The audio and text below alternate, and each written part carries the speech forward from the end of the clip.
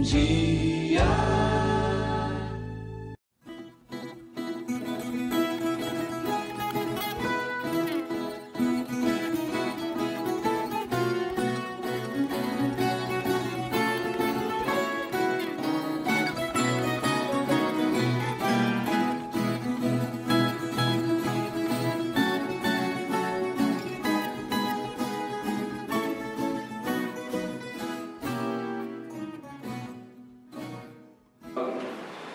Que seja feita a doação de um lote de terreno dentro do perímetro urbano para a construção da sede Grupo Terço dos Homens, Mãe, Rainha, Corações, Paróquia de João Câmara. Esse grupo precisa de um espaço para suas reuniões, né, para suas ações, né? E diante disso, nós já fizemos uma intervenção junto ao senhor prefeito municipal e ele acenou com a possibilidade de nos atender. Por isso eu peço aos nossos colegas vereadores que aprovem este requerimento de fundamental importância para este grupo católico de João Câmara. Em votação, vereadores que aprovam permaneçam como se encontram.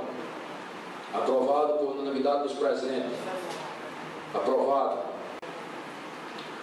Projeto de lei número 023 de 4 de julho de 2013,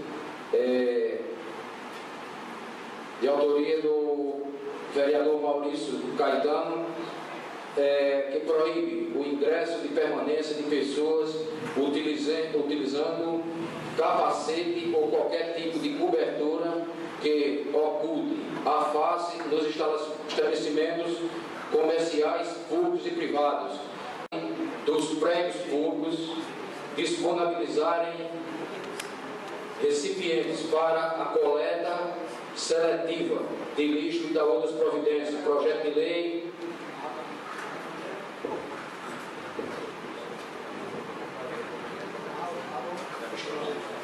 lei do vereador Amistão Bezerra.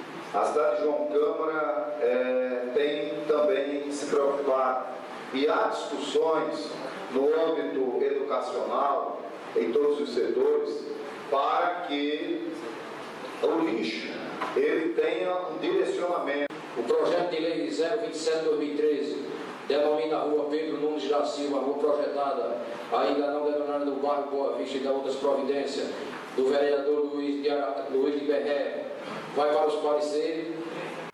Projeto de lei do programa vereador Mirim da Câmara Escola, o nosso amigo Odelinho retirou para analisar. O projeto de lei número 026/2013.